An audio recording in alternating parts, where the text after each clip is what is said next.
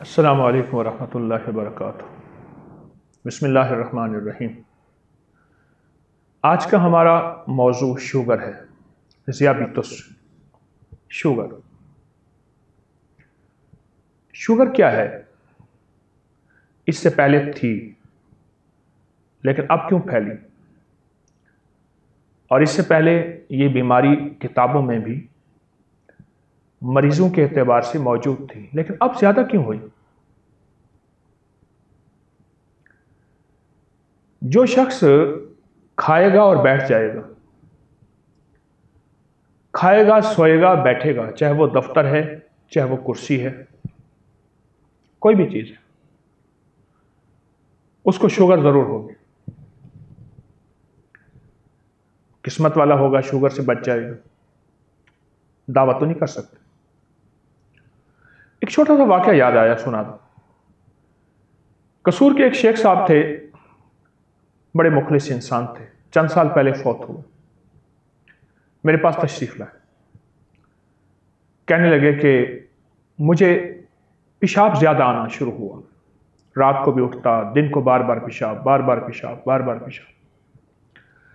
फिर उसके लिए टेस्ट कराए, हर टेस्ट मेरा नॉर्मल, ओके, लेकिन मेरा पेशाब आना बंद ना हो। यहां एक मैं अपनी ऐनक बनवाने गया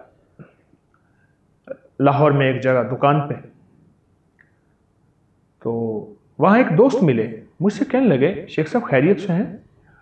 आप जरा कमजोर से नजर आ रहे हैं, क्या हुआ? उसने कहा मुझे पेशाब आना शुरू हुआ और बहुत ज्यादा, और बड़े टेस्ट कराए, बड़े इलाज मुआलजे किए, दवाएं, कोई फायदा नहीं हुआ। तो कुछ सियाने थे, समझदार थे, मेरे ऐसे पांव की तरफ नीचे देखा और देख के कहने लगे, अपना जूता बदल लें, ऐसा जूता ले लें जिसका तलवा भी चमड़े का हो और ऊपर का हिस्सा, अपर लोअर, चमड़े का हो, वो ले लें आप। मैंने उनकी तरफ से देखा और कहा कि ये कोई बात तो नहीं है। कहा तजर्बा कर लें, बस जूता बदल लें, लेकिन हो चमड़े का, रेक्सीन का, रबड़ का, किसी भी चीज का ना हो, अच्छी तरह चेक करें। अक्सर ऊपर चमड़ा होता है, नीचे चमड़ा नहीं होता। क्यों? पांव की रगड़ उसके साथ, पांव रगड़ खाता है। आखिर क्यों? आपने देखा वॉकिंग ट्रैक कच्चे होते हैं, जहां पैदल चलने वाली जगह, जिसे वॉकिंग ट्रैक कहते हैं, पार्कों में, बागों में, वो कच्चे होते हैं, और जो पक्के हों उस पर सैर नहीं होती, नहीं होनी चाहिए, मजबूरी और बात है। मुझे उनकी बात समझ आई, मैं फौरन ऐनक बनवा के सीधा जूतों की दुकान पे गया और तलाश करके ऐसा जूता लिया कि जिस का नीचे का हिस्सा भी और ऊपर का हिस्सा भी चमड़े का था। मैंने जूता तब्दील किया। पहले दिन मुझे एहसास हुआ और सिर्फ 2-3 दिन के अंदर मेरा पेशाब कंट्रोल हो गया। हमारी जिंदगी में कुछ तब्दीली आई है तो शुगर हुआ है, और शुगर की बीमारी हुई है, कुछ तब्दीली आई है। हमारी जिंदगी से चमड़ा गया, जिसे हम लेदर कहते हैं, सूती कपड़ा गया, और उसके अलावा कुशादा लिबास गया।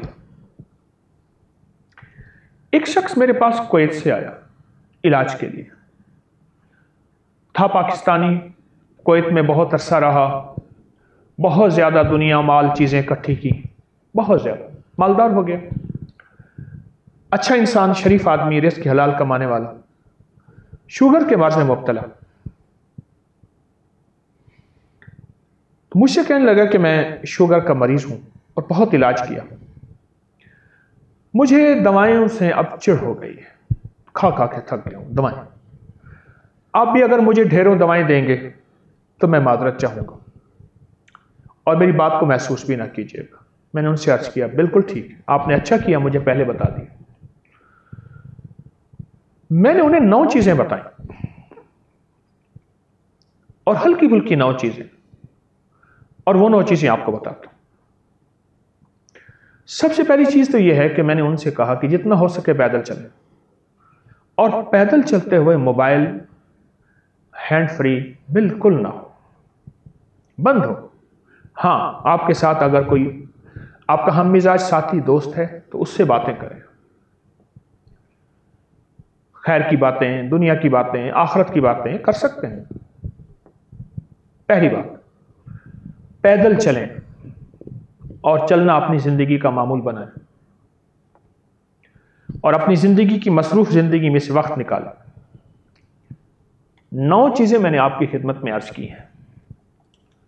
पैदल वॉक, पैदल चल। पहली चीज, कोई मामूल बना ले दिन के किसी भी वक्त में, लाजिम नहीं, अगर आपकी मसरूफ जिंदगी है और मसरूफ जिंदगी में से वक्त नहीं निकलता तो फिर वक्त जो निकले उसको इस्तेमाल करें, जो मयस्सर हो वही मुयस्सर हो। पैदल चलें। दूसरी बात मैंने उनसे अर्ज की कि आप हंसें।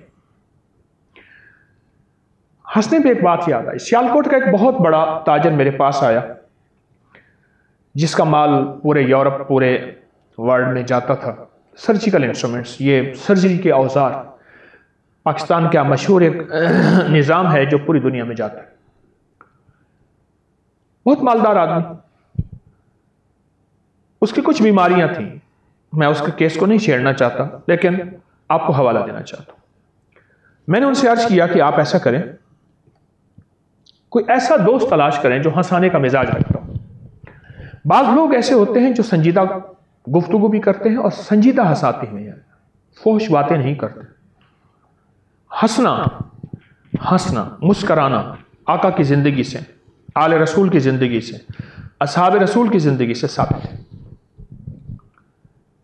इस वक्त असल में हमारे इर्द गिर्द चारों तरफ एक स्ट्रेस है, एक बोझ है, एक दबाव है जिसमें हंसना जिंदगी नहीं है, कुछ भी नहीं। हंसें, मुस्कराएं, कोई ऐसा बंदा साथ रखें जो आपको हंसाए। मैंने पूछा कोई मुश्किल चीज तो नहीं? कहा बिल्कुल नहीं। पैदल चलना? कहा मैं पहले चलता हूं, मजीद आपकी ताकीद हो गई। हंसना। और तीसरी चीज, खुले बर्तन में पानी पीना। दुनिया के बड़े साइंसदान ने कहा कि मैं खुले बर्तन मुझे दे दो, मैंने सा उठाया हुआ है, नबवी बर्तन है, इसकी बरकतें भी और हैं। कहा कि खुले बर्तन में पानी दो, चमड़े की जूती दो और मोटे आटे की रोटी दो, फिर आंखें बंद करके सारी कायनात के सारे राज बता दूंगा। दुनिया क्या है, कहां है, जमीन के नीचे क्या है, आसमान के ऊपर क्या है। खुले बर्तन में पानी पीना। आपने देखा पहले बहुत तंग गिलास आए, अब फिर खुले हो गए। चाय के कप बहुत तंग आए, फिर कुशादा हो गए।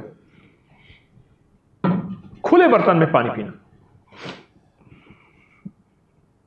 प्याले थे, कटोरे थे, खुले बर्तन में पानी। यह तीसरा राज है सेहत का, और सिर्फ शुगर के लिए नहीं। आज का हमारा उन्वान शुगर है, मौजू शुगर है। यह तो सेहत के लिए भी है और जिंदगी के लिए भी है और राहत के लिए भी है और बेहतरी के लिए भी है, सिर्फ शुगर के लिए नहीं। खुले बर्तन में। और तीसरी चीज यह है, चौथी चीज उनसे मैंने अर्ज किया कि बाहर की चीजें, बाहर के खाने और बाहर के मशरूबात छोड़ दें। बाहर की चीजें छोड़ दें और सख्ती से छोड़ दें। मुझे याद है मुल्तान के एक दुर्वेश थे, मुझसे कहने लगे कि ये बाहर की चीजें ना खाया करो, अगर कोई ज्यादा इसरार करे उनसे कहें पैसे दे दे मुझे, और पैसे लेके जेब में डाल दिया करो, वो खुश हो जाएंगे। खाना नहीं, कभी कभार कोई खा लेना जिंदगी में, मैं मना नहीं करता, हराम नहीं है, अगर हलाल है तो वो हलाल है। बाहर की चीजें ना खाएं। और मेरी बात सुन रहे थे बड़े गौर से जो शख्स मेरे पास कुवैत से आए थे, तवज्जो से सुन रहे थे और वो नोट करने लगे। मैंने कहा ठहरे, मैं खुद नोट कर देता हूं आपको। मैं हिंट्स लिख रहा था जैसे यहां लिख रहा हूं कि बाहर के खाने जिंदगी का हिस्सा नहीं है। और पांचवी चीज जो मैंने उनसे अर्ज की वो ये थी कि फल और सब्जियां, शुगर का आखिरी मरीज उससे खता होती है, फल खाना छोड़ देता है, सब्जी काट के सलाद के तौर पे खाएं, नमक मिर्च डाल दें, कोई चीज डाल दें। सब्जियां भी कच्ची और फल भी कच्चे। कच्चे से मुराद पके हुए, सब्जियां कच्ची यानी बगैर पकी हुई।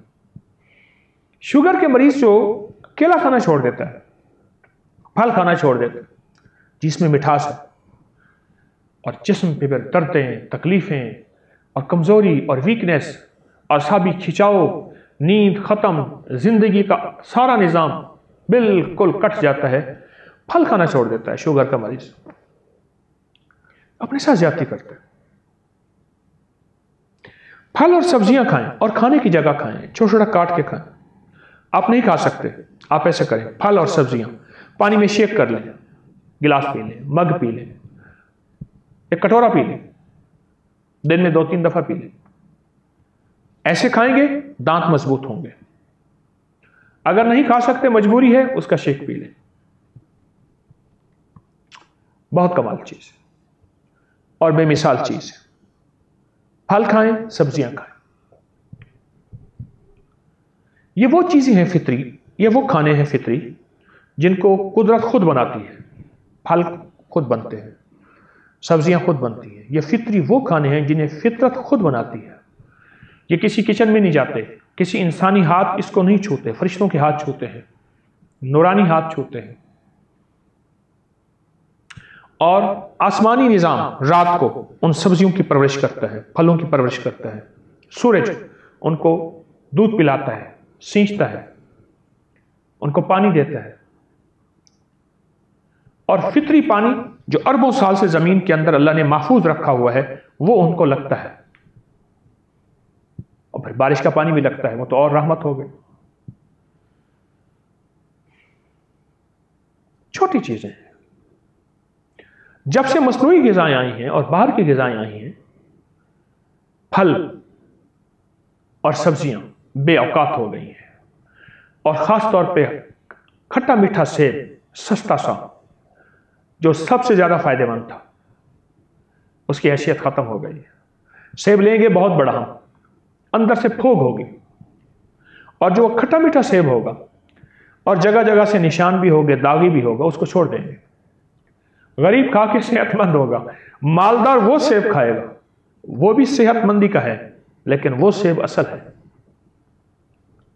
वो सेब असल है जो बज़ाहिर हल्का सा उसमें खटास है और उसकी जहरी शक्ल खूबसूरत नहीं है। और जो खूबसूरत सेब हम तलाश करते हैं उसमें है, लेकिन जो उसमें है उसमें नहीं है। खूबसूरत सेब में है सेहत, तंदुरुस्ती, जिस्मानी कैफियत, ताकत, सब कुछ है, लेकिन जो उस सस्ते सेब में है, जो आम ठेलों में बिक रहा होता है, वो उसमें नहीं है।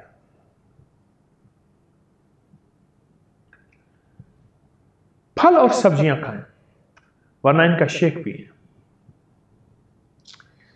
छठी चीज मैंने उनसे अर्ज की कि तेल से दोस्ती और तौलिए से दुश्मनी। तेल से दोस्ती, नहाने के बाद तौलिया, वैसे आप वजू करें वैसे कर सकते हैं, दुश्मनी से मुराद ये नहीं कि उसको नहाने के बाद, खास तौर पे सर्दी है या गर्मी, अपने जिस्म पे तेल लगाए। मैं इसकी एक बात आपको सुनाऊं। जितना साबुन का और अलकली चीजों का या साबुन जैसी और चीजें जिससे हम नहाते हैं, इसका इस्तेमाल जितना अब शुरू हुआ है, इससे पहले नहीं था। इससे पहले अब भी देहात में खवातीन उसी साबुन से कपड़े धोती हैं, उसी कपड़े धोने वाले साबुन से नहा लेती हैं। बाल भी लंबे, सेहत भी बेहतरीन। मेरे पास एक बाबा जी है, बूढ़े, बहुत पुराने, अभी भी जिंदा है। मुझसे कह लेंगे मैं डॉक्टर हूं और किंग एडवर्ड का पुराना फारिग हूं, यानी ग्रेजुएट हूं, MBBS किया हूं। और मैंने उनसे पूछा कि आपका सब्जेक्ट, कहने लगे स्किन, जिल्द। मुझे जिल्द से बहुत दिलचस्पी है, तो मुझे पता है कि जल्द के ज़रिए ही बीमारियां और जल्द के ज़रिए ही आती हैं और जाती हैं, और जल्द का हमारी ज़िंदगी के 80% से ज़्यादा बीमारियों और मसाइल का साथ ताल्लुक़ जल्द से है। फिर मैंने उनसे पूछा, मैंने कहा जल्द क्या है? फिर जो उन्होंने अजीब व गरीब बातें बताई, कभी एक पूरा प्रोग्राम इंशाल्लाह ज़िंदगी तो एक जल्द पे दूंगा कि जल्द के ज़रिए, स्किन के ज़रिए हम कितना बीमार होते हैं और कितना बीमारियों से निकल सकते हैं। हमारे साथ जो हुआ है वो ये हुआ है, धूप ने, अल्ट्रावायलेट रेज, धूप के निज़ाम, गर्मी बढ़ गई है, सर्दी कम हो गई है, हजारों साल पड़ी बर्फ पहाड़ों पे घुल रही है, सैलाब ज्यादा हो गए हैं, बारिशें ज्यादा हो गई हैं, मौसम बदल रहा है। यानी जिन ठंडे इलाकों में कभी पंखे और एसी का वजूद नहीं था, वहां पंखे एसी आ गए हैं। आज से 30-35 साल पहले वहां निज़ाम ही नहीं था। उसका असर हमारी जल्द पे पड़ता है। तापकारी असरात, आलूदगी, गाड़ियों का धुआं, फैक्ट्रियों का धुआं, उसका असर हमारी जल्द पे पड़ता है। आपको मैं एक तरीका बताता हूं आलूदगी को परखने का। आप किसी ऐसे इलाके में जाएं जहां आलूदगी हो, आप टिश्यू सफेद लेके नाक के अंदर इधर भी अच्छी तरह जरा नाक साफ करें, ऐसे नाक के अंदर टिश्यू को देखेंगे, टिश्यू स्याह होगा, काला होगा। यह आलूदगी जहां अंदर जा रही है वहां हमारी जिल्द को भी मुतासिर कर रही है। डेंगू बुखार जब हुआ तो जगह जगह लिखा हुआ देखा कि मुकम्मल कपड़े पहने, हाफ ना पहने।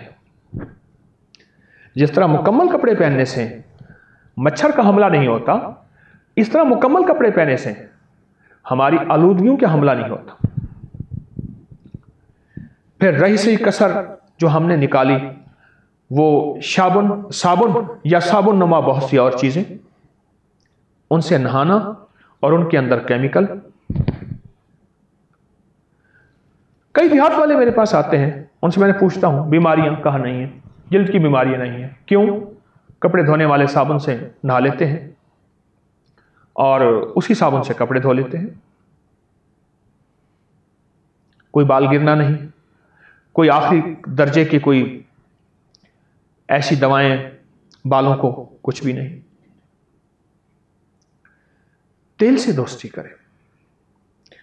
हल्का सा नहाने के फौरन बाद तेल मले ऐसे अपने बदन को, फिर हल्का सा तेल मले, फिर हल्का सा तेल मले, और इस तरह फिर हल्का सा तेल सर को, गर्दन को, टांगों, रानों के अंदर, पांव को, उंगलियों के अंदर, पांव के उंगलियों के अंदर, बस। उसके बाद पानी ना भाइएगा, क्योंकि जिस्म गर्म हो जाता है। गर्म ठंडा इकट्ठा ना कीजिएगा। गर्म लोहे को पानी डालें, लोहा ही फट जाता है। इंसान क्या है, तेल से दोस्ती करें। मैंने कितने केस शुगर के मारे हुए बेचारे बिल्कुल मुर्दा हुए पड़े थे। एक वक्त था कि जिंदगी में वो खिलाड़ी थे किसी, और बड़े लाजवाब थे और काम करने वाले थे और मेहनत करने वाले थे। शुगर ने उन्हें निढाल कर दिया। तेल से जब दोस्ती की और नहाए, पानी थोड़ा जिस्म पे बहे, थोड़ा बहे, लेकिन ज्यादा देर तक बहे। उसके लिए बेहतरीन शावर है। तेज ना खोलें शावर। अगर शावर नहीं है तो आप डब्बा डालें, हल्का हल्का डालें, सर पे डालें, पूरे बदन पे गिरे, लेकिन ज्यादा देर तक। थोड़ा पानी ज्यादा देर बहाएं, जिस्म पानी के नीचे ज्यादा देर रहे, और फिर तेल लगाएं। जैतून का तेल है, गिरी का कोकोनट ऑयल है, बादाम का तेल है, तिलों का तेल है, सरसों का तेल है। हमारे वाले साहब रहमतुल्लाह अलैह के एक टोबा आता था, टोबा, कुएं थे बागात के, तो कुओं में बाज़ औक़ात चीजें गिर जाती थी। वो फिर कुएं के अंदर जाके मिट्टी भी निकालता था, ऊपर रस्सा होता था, एक बड़ी सी कस्सी होती थी, वो रस्सा हिलाता था, आधा घंटा पानी में रहता था, उसका सांस बड़ा था। लेकिन जाने से पहले पूरे बदन पे वो घी मलता था, और आधा किलो पाव घी पी लेता था। अजीब, मैं छोटा सा था, मुझे याद है, टोबा, उसको टोबा कहते थे। और उससे पूछा कि तू घी, मैंने कहा पानी के नीचे जो तह होती है, नीचे जो पानी होता है, ऊपर वाला पानी और नीचे वाले पानी की कैफियत और होती है। ज्यादा देर बंदा उसमें रहे तो उसकी जल्द बर्दाश्त नहीं करती, उसका जिस्म बर्दाश्त नहीं करता। उसको सिर्फ ये जल्द के ऊपर जो तेल और घी ये लगा हुआ है, यही सेहत की दलील होती है। वो तो खैर बहुत ज्यादा लगाता था, आप हल्का फुल्का लगा लें। मेरी बातों को सुन के वो शख्स हैरान, और उसकी तवक्को थी कि अभी एक ढेर सारा नुस्खा लिखेगा, दवाइयां लिखेगा, कि 6 चीजें तो बता दी, अभी ये शख्स दवाइयां लिखेगा। पहले ही दवाइयों का मारा और हारा हुआ मैं आया हूं। मैं कहा नहीं, दवाएं नहीं होंगी, दवाएं नहीं होंगी आपके लिए। इंशाअल्लाह जो मोती मैं चुन रहा हूं और दे रहा हूं, आप देखें तो फिर आपको क्या फायदा होगा। वो हैरान हो रहा था कि इन चीजों से वाकई में ठीक हो जाऊंगा। आजमाइश शर्त है, लेकिन करें से चंद दिन, चंद हफ्ते करें से, 2-4 दिन करके छोड़े नहीं, क्योंकि इंसान जल्दी में होता है और वो कहते हैं कि बस यूं गोली यूं दवा लूं और सेहतयाब हो जाऊं।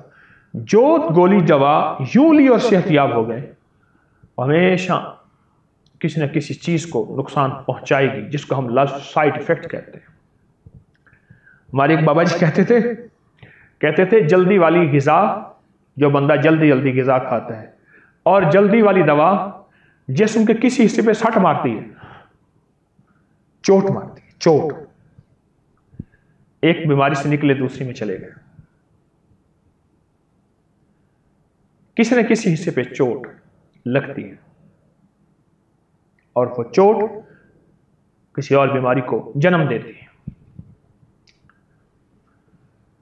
तेल से दोस्ती करें, भवों पे तेल लगाएं।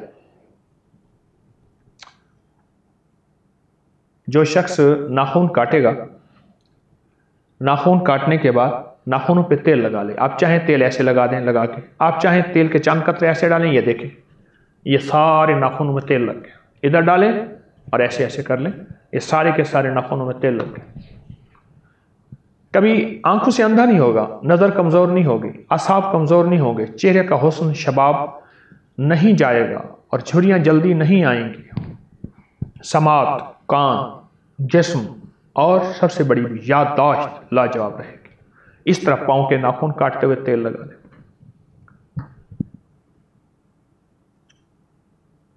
ये मैं अगला पॉइंट, उसको मैंने 7वां बताया, तेल लगाना। किसको?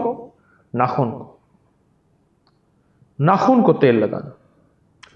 एक चीज खास तौर पे अर्ज करूंगा, आप लोगों के पांव के नाखून देखेंगे अक्सर बढ़े हुए होंगे, क्योंकि वो जुराबों में, सॉक्स में, मोजों में, जूते में बंद होते हैं, नजर नहीं आते।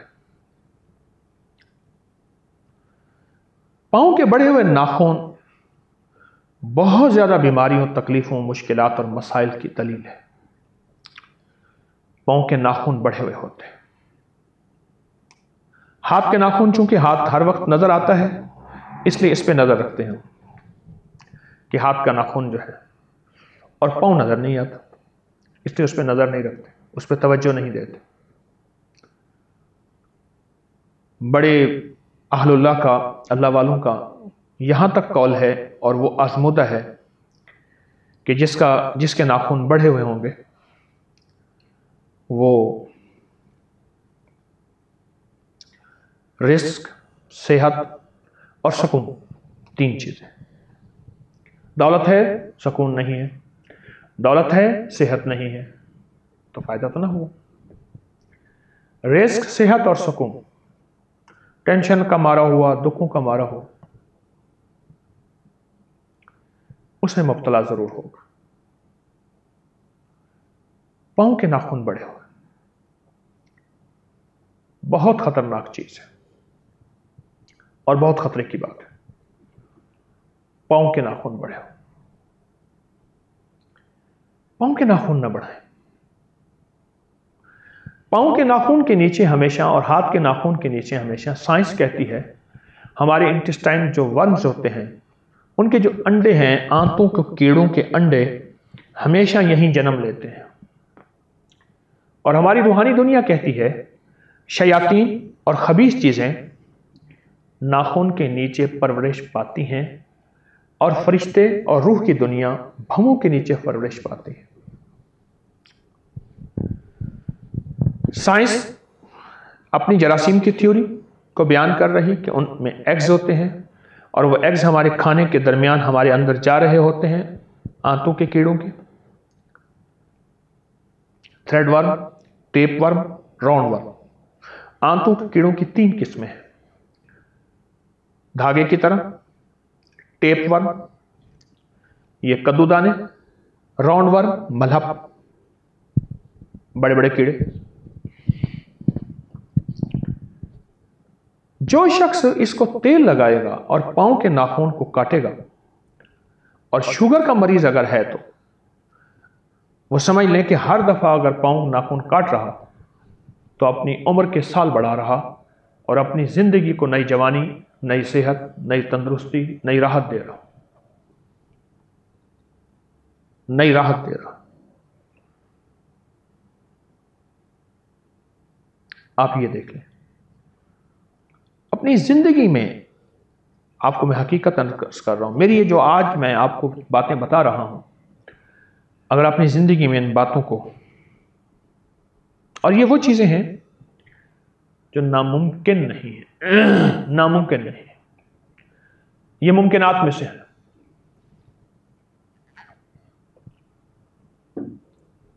नामुमकिन नहीं, ऐसा नहीं कि आप कहें कि कौन करेगा, बातें तो ठीक है, करे कौन, ऐसा नहीं, हरगिज़ नहीं।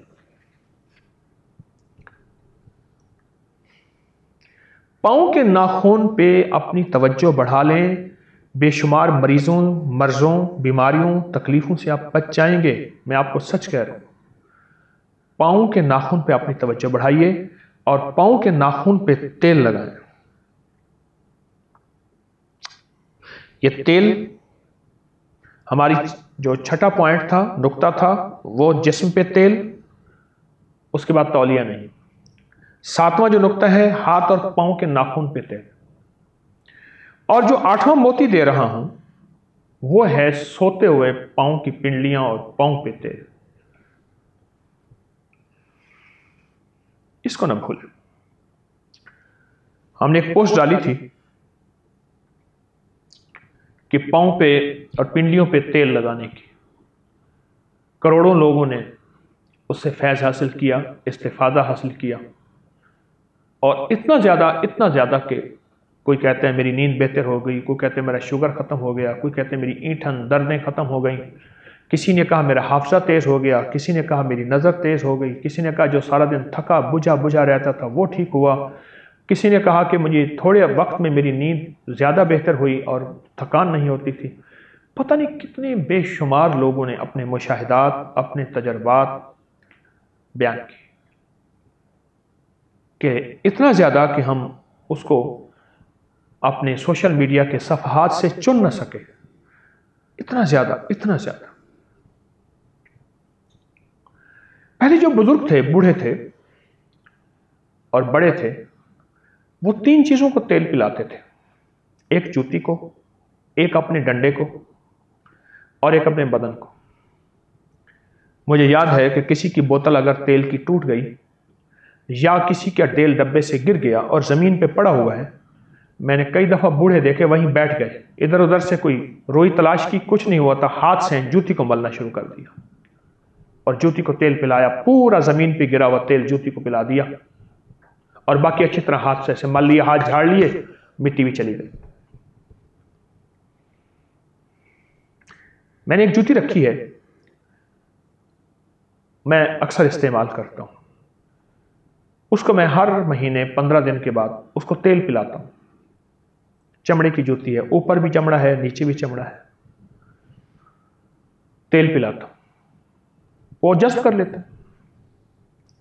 यकीन जानिए मैं चलता हूं सारा दिन भाग दौड़, जिम्मेदारियां मेरी, ऐसी राहत मिलती है, थकान नहीं होती।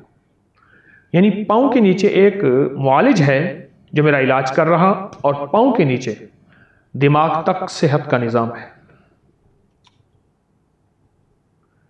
जब किसी शख्स को अज़ियत देनी होती है बाज सिक्योरिटी के महकमे, तो उसके पाँव के तलवे पे मारते हैं, और पाँव के साथ जो एड़ी के साथ हिस्सा है उससे मारते हैं। बहुत तकलीफ होती है। पाँव के तलवे को राहत पहुंचे तेल के जरिए, मालिश के जरिए। शुगर का इलाज आप खुद ब खुद करते जा रहे हैं और आप सेहतमंद होते जा रहे हैं। मैंने अब तक कोई दवाई नहीं बताई, न मैंने अपनी अब तक कोई दवाई बेची है आपको। हाँ, अब एक टोटका बताने लगा हूं, और ये किया शुगर और वो गया शुगर।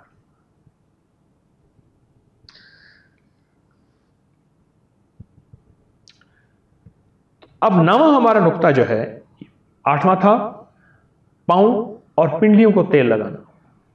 पाँव और पिंडलियों को तेल लगाना। अब जो नवा नुक्ता बता रहा हूं, लेकिन इससे पहले पाँव और पिंडलियों के तेल में जरूरी नहीं कि आप किसी की ड्यूटी लगाएं। खुद अपने पाँव पिंडलियों को तेल लगा लें, कोई सा तेल हो, थोड़ा लगाएं, ज्यादा मले, थोड़ा लगाएं, उसकी मालिश ज्यादा करें। साइंस ने अजीब बात कही है। बाज हमारे मगरिब की दुनिया में, यूरोप की दुनिया में 8-8 दिन जूते नहीं उतारते, उसी के साथ सो गए, उसी के साथ चले। बाज काम करने वाले ऐसे होते हैं। आप रोजाना अपने पाँव को वक्त दे रहे हैं, बुनियादी तौर पे देख रहे हैं, पाँव वक्त मांगता है। और याद रखिएगा, पाँव हमारी जिंदगी का निजाम है, इसी के साथ हम सफर तय कर रहे हैं। पाँव वक्त मांगते हैं, पाँव जिंदगी मांगते हैं, पाँव फिटनेस मांगता है, और पाँव आपकी निगहदाश्त और तवज्जो मांगते हैं। और खासतौर पे शुगर का मरीज अपने पाँव पे जरूर नजर रखे, वरना थोड़ी सी तकलीफ से मैंने कई लोगों के पाँव क्या पिंडलियां कटती देखी हैं। और आप जो रोजाना तेल के नाम पे पाँव पे नजर रख रहे हैं, तवज्जो दे रहे हैं, पाँव सेहतमंद भी हो रहा और पाँव पे आपकी नजर भी है। और फिर अर्ज करूंगा कि शुगर का मरीज अपने पाँव पे जरूर नजर रखे। एक नवा मोती मैं आपको देना चाहता हूं, शुगर के लिए, बेशुमार बीमारियों के लिए है, मैंने इसको कई बार बयान किया, लेकिन आज बतौर खास मैं शुगर के मरीजों को यह टोटका देना चाहूंगा। आप शुगर की दवाइयां ले रहे हैं, लेते रहिए, कोई हर्ज नहीं। आप इंसुलिन हैं अगर ले रहे हैं तो यकायक ना छोड़ें, फौरन ना छोड़ें। आपको खुद इस टोटके के बाद और इन एहतियातों के बाद जो मैंने आपकी खिदमत में अर्ज की है, खुद महसूस होगा कि इन दवाओं की हमें अब जरूरत नहीं है और इन चीजों की अब जरूरत नहीं है। वो है छिलका इसबगोल 2 चम्मच, जैतून का तेल 1 चम्मच, 1 कलवंजी की चुटकी, छोटी सी चुटकी, सुबह शाम आप ले लीजिए। इसबगोल का छिलका 2 चम्मच, इसबगोल का छिलका 2 चम्मच, और जैतून का तेल 1 चम्मच, और कलवंजी 1 चुटकी मिला के पानी के साथ, दूध के साथ ले लीजिए सुबह शाम। शुगर का मरीज, इसके और बड़े फायदे मैंने बताए हुए हैं, लेकिन शुगर का मरीज जब ये लेगा, फिर अपने हाजमे को देखें, अपनी सेहत को देखें। जिस्म जो खुश्क होता जाता है, या जिस्म कमजोर हो रहा है, या जिस्म फूल रहा है, मजीद मोटापे की तरफ जा रहा है। बाज़ लोगों का जिस्म कमजोर होना शुरू हो जाता है शुगर की वजह से, और बाज़ लोगों का मोटापे की तरफ बेतरतीब बढ़ता चला जा रहा है। जब ये चीज़ होगी ना, आप खुद महसूस करेंगे कि आप शुगर के मर्ज से निकल रहे हैं इस दवा के साथ। ये जो दवा दी है, आप शुगर की बीमारी से निकल रहे हैं और शुगर की तकलीफ खत्म हो रही है। आप ये देख लें।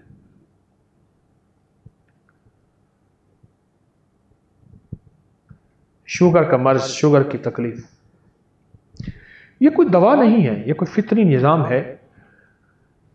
इसबगोल का छिलका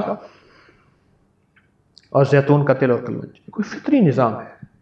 इसके अंदर कोई फितरी कायनात का राज है। और फिर जब ये तीनों चीज़ें आपस में मिल जाती हैं तो इनके मिलने से एक नई चीज़ पैदा होती है, और वह एक नया सेहत और तंदुरुस्ती का राज पैदा होता है। जब तीनों चीज़ें आपस में मिल जाती हैं, एक नई जिंदगी, एक नई सेहत, एक नई तंदुरुस्ती, एक नया निज़ाम पैदा होता है जब तीनों चीज़ें आपस में मिल जाती हैं। शुगर से अगर निकलना है तो मैं आप तक 9 जो मोती बयान कर चुका हूं, जिसमें पहली दफ़ा मैं 8 मोती मैंने बयान किए तदबीरों के। 8वां मोती जो मैं आपको दे रहा हूं, 9वां मोती, वो है छिलका, इसबगोल, जैतून और कलवंजी। एक टोटका मैं लाया हूं, फिर भी यह दवा नहीं है, फिर भी यह दवा नहीं। और वाकईतन यह दवा नहीं।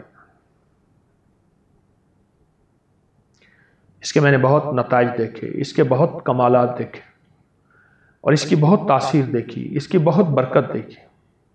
मैंने तो लोगों को शुगर और शुगर की वजह से जितने भी भयानक और संजीदा बीमारियां, तकलीफें थी, मैंने तो लोगों को उनसे निकलता देखा, और वाकईतन निकलता देखा, तंदुरुस्ती के राजों को पाता देखा। और हद से ज्यादा आपको मैंने जो चीजें बताई हैं, यकीन जानिए आप कहेंगे कि ये कोई ऐसी चीज नहीं है जो नामुमकिन हो, और ऐसी चीज नहीं है जिसका आपकी जिंदगी में ऐसा ताल्लुक है कि आप कहेंगे कैसे मुमकिन है।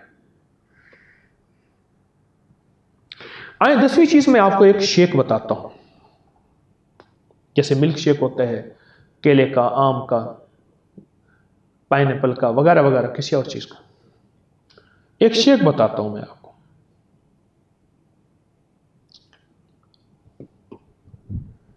वो है कोकोनट का शेक, गिरी का शेक, नारियल का शेक। आप किसी ऐसे इलाके में हैं जहां आपको ताजा नारियल मयसर नहीं, खुश्क तो मिल सकता है, उसे आप पानी में भिगो दीजिए 24 घंटे। 24 घंटे के बाद छोटे छोटे टुकड़े करें छुरी से, उस शेक में डालें, पानी डाल दीजिए, थोड़ा हो पानी, कुछ ज्यादा हो, खूब शेक करें, कोई मीठा ना डालिएगा। 2-3 उसमें छोटी इलायची डाल दीजिए, बस खूब शेक करें और आप पी लें। लेकिन पीते हुए जो बात खास तौर पे कहूंगा, यकायक ना पिए, घोंट घोंट, चुस्की चुस्की पिए।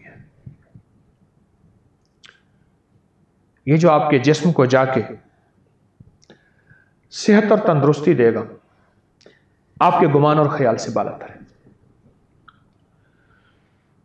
ये जो नारियल का शेक है, एक पूरा मजमून मांगता है, और पूरा दिन मांगता है, एक पूरा वक्त मांगता है। उधारे चुकाऊंगा कभी, एक पूरा मौजू हमारा नारियल पे होगा, हम करेंगे बात इस पे इंशाल्लाह। अब सिलसिला चल पड़ा है बीमारियों का, और ये बीमारियों का, इससे पहले मैंने हाई ब्लड प्रेशर के बारे में आपसे अर्ज किया था, उसकी सबब, इलाज, तदबीरें सारी अर्ज की थी। आज का हमारा मौजू शुगर है। इसके लिए नारियल का शेक, और ताज़ा अगर मिल जाए तो अच्छी बात है, उसका पानी भी उसमें डाल दीजिए जो नारियल के अंदर से निकलता है, और पानी भी डाल दें और नारियल भी। अगर ताज़ा नहीं मिलता, खुश्क है, तो उससे पहले 24 घंटे पानी में भिगो दें, टुकड़े टुकड़े करके भिगो दें। उसके बाद छोटे छोटे टुकड़े करके आप उसको शेक कर दें, खूब घुमाएं। एक साहब मेरे पास आए, उनका शुगर किसी दवा से कंट्रोल नहीं होता था, किसी भी दवा से। मेरी नब्ज कह रही थी कि इस बंदे की शुगर की वजह पेट के कीड़े हैं, और पेट के कीड़ों का कोई भी, किसी भी किस्म की अलामत उसमें मौजूद नहीं थी। किसी भी किस्म की कोई अलामत मौजूद नहीं थी, और वो भी कहता था कि कोई अलामत नहीं है मेरे पास। लेकिन मेरी तशखीस थी, गलत भी हो सकती है तशखीस, मुझे अपनी तशखीस का दावा तो नहीं है, कि इसको पेट के कीड़े हैं। मैंने उसे दिन में 4-5 बार नारियल का शेक पिलाना शुरू किया। मैंने कहा ये पिए और घोंट घोंट करके पिए, क्योंकि नारियल जहां और बहुत सी बीमारियों का शाफी और काफ़ी इलाज है, वहां पेट के कीड़े उसके लिए बहुत बेहतरीन चीज़ है। चंद ही दिनों के बाद वो साहब मुझसे कहने लगे कि मेरी हाजत में, पखाने में कीड़े निकलना शुरू हो गए। वो हैरान हुआ। कहा मैंने पहले समझा कि शायद नारियल के टुकड़े निकल रहे हैं, लेकिन वो हरकत कर रहे थे। मैं हैरान हुआ, और जिस दिन से वो निकलना शुरू हुए हैं, और बाद लोगों को नहीं निकलते, मर जाते हैं, नजर नहीं आते, ये जरूरी नहीं है, ये बात ज़हन नशीन रखिएगा। और जिस दिन से वो निकलना शुरू हुए, उनकी शुगर एकदम नीचे गिरी, और सेहत तंदुरुस्ती लाजवाब। और ये नहीं कि लो हो गई, बिल्कुल नहीं, नीचे गिरी, और पूरे अपने लाइन पे, बॉर्डर पे आ गए।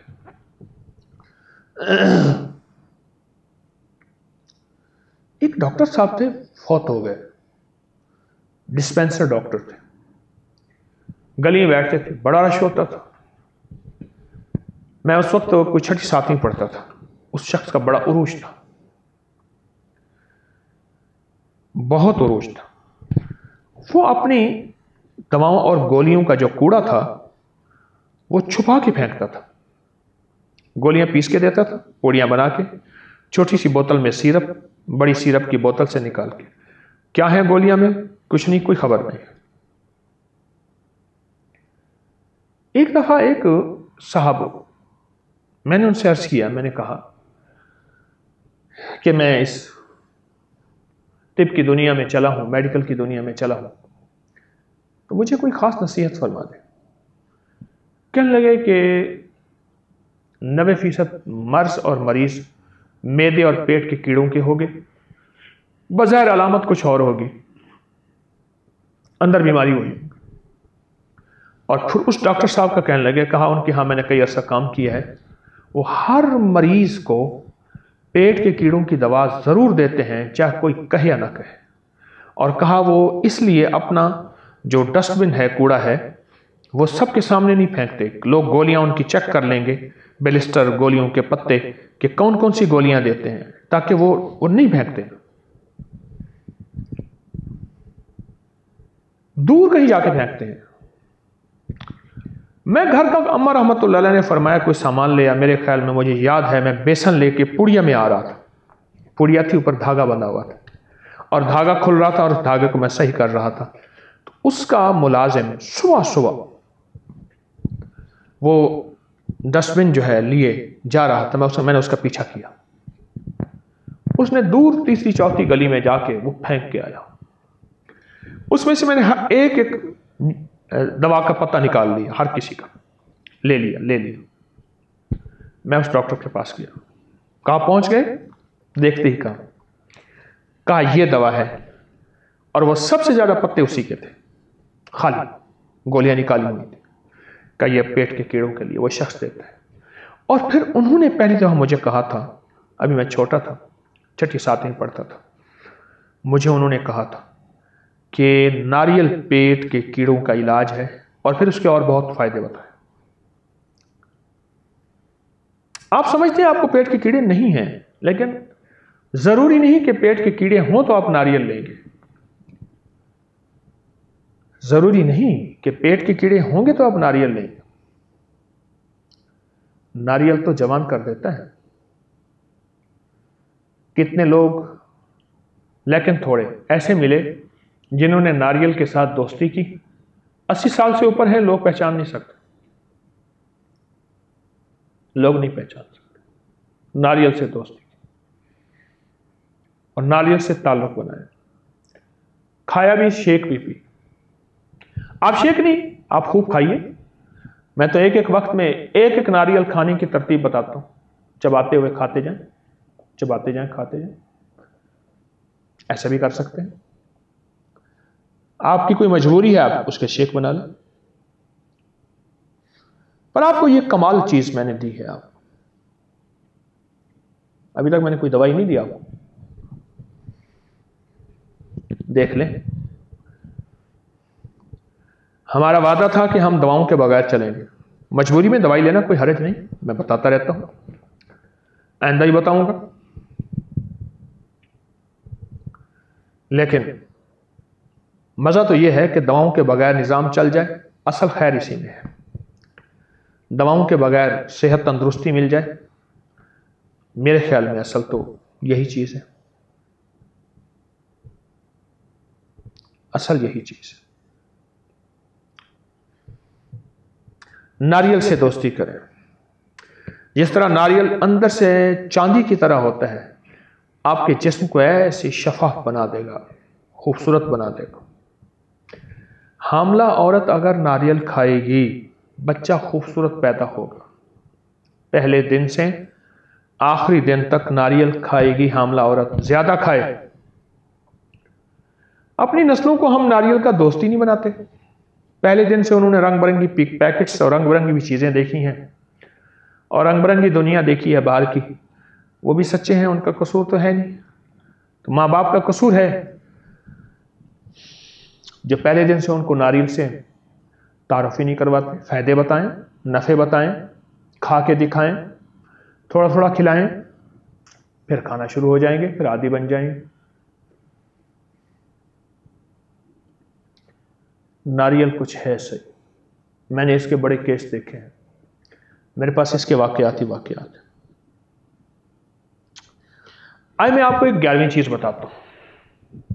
वो एक चटनी है और मैंने बहुत ही ज्यादा लोगों को इसको दिया है। लहसुन देसी हो, उसकी फली तुरी छोटी होती है, बारीक होती है, मोटी नहीं होती। हर वो चीज जो फूल जाएगी, वो ब्रायलर सब्जी होगी या ब्रायलर गोश्त होगा। वो ब्रायलर बादाम भी होते हैं, मोटे मोटे, कुछ भी नहीं होता उनमें। लहसुन, अदरक, अनारदाना और पुदीना। लहसुन अदरक देसी हो, अनारदाना अच्छा हो, साफ हो, और पुदीना भी देसी हो। हम वजन ले लीजिए। सिल बट्टे पे पुरानी बूढ़ी, अब तो घरों से शायद चली गई होंगी चीजें ये, वरना शेकर में, ब्लेंडर में, किसी चीज में इसको खूब पीस लीजिए। और ये चीजें अगर आप कर लें, इस्तेमाल कर लें, ये चीज चटनी को आप ज्यादा बना के बर्तन में रख लीजिए और फ्रिज में रख लें। क्यूब्स बना के रख लें, घुल जाएं, इस्तेमाल करें। दही में डाल के इस्तेमाल कर लें, वैसे ही सालन के साथ इस्तेमाल कर लें। पर ये अनोखी चीज है, कमाल चीज है ये चटनी। वहां तक के लोग ऐसे मिले मुझे जिनके पांव कटने वाले थे, उंगलियां कटने वाली थी। मैंने ये चटनी उन्हें इस्तेमाल कराने को दिन में 3-4 दफा कहा, खाएं इस चटनी को, सालन के साथ खाएं, रोटी के साथ खाएं, ऐसे खाएं, दही में मिला के खा सकते हैं। बार ये चटनी और बहुत टेस्टी, लजीज, जायकेदार होती है। बहुत बेहतरीन, बेमिसाल चटनी है। आप ये चटनी लीजिए और इस चटनी को आप इस्तेमाल करें। आप एक हैरत अंगेज दुनिया में चले जाएंगे, आप एक हैरत अंगेज निजाम में चले जाएंगे, आप एक हैरत अंगेज दुनिया को पालेंगे इस चटनी की वजह से। आप सोच नहीं सकते। मैदे की, जिगर का निजाम बेहतरीन, दिल के वाल खोलने के लिए, हाई ब्लड प्रेशर के लिए, पट्ठों के लिए, शुगर अंदर अंदर जड़ों में, और आपकी जड़ों को उसने खोखला कर दिया, उसके लिए। जिस्म मोटापे की तरफ माइल हो गया या खुश्क होना शुरू हो गया, कमर में दर्द है, पिंडलियों में दर्द है, पट्ठों में खिंचाव है, आसाम में खिंचाव है, उसके लिए छोटी सी तो चीज है चटनी, बस के नतायज बहुत ज्यादा है और इसके रिजल्ट बहुत ज्यादा है। शुगर का मरीज ये चटनी ना छोड़े। दिल का मरीज है, शुगर का मरीज है, मोटापे का मरीज है, या पिंडलियों में दर्द, पट्टों में दर्द, कमर टांगों में खिंचाव तनाव है, ये चटनी न छोड़े। ये 11 मोती हैं आज मैं आपको दे रहा हूं और एक वजीफा दे रहा हूं।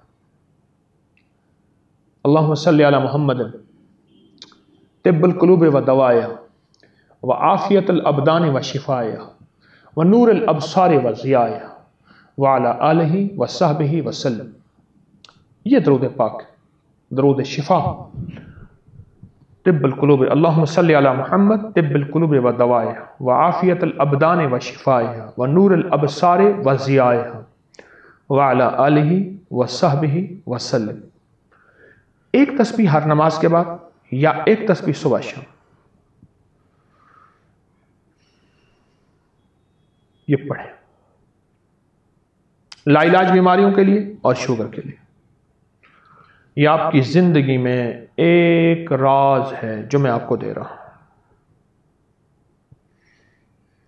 और ये वो राज है जो कि रूहानी दुनिया का सुनहरा महकता राज है और रूहानी दुनिया का एक अनोखा राज है। ये मैं आपकी खिदमत में पेश कर रहा हूं।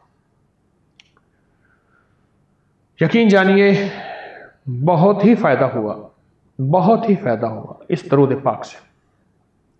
एक ये दरूद पाक और एक हर खाने और पीने के दरमियान में 7 बार सूरत फातिहा, सूरत फातिहा, बिस्मिल्लाह, सूरत अल्हम्दुलिल्लाह, सूरत फातिहा, और हर दफा तस्मिया बिस्मिल्लाहिर रहमानिर रहीम 7। हाँ, आप भूल गए हैं, सूरत फातिहा नहीं पढ़ सके, तो आप खाने के बाद उसकी कज़ा कर लीजिए, पीने के बाद उसकी कज़ा कर लें।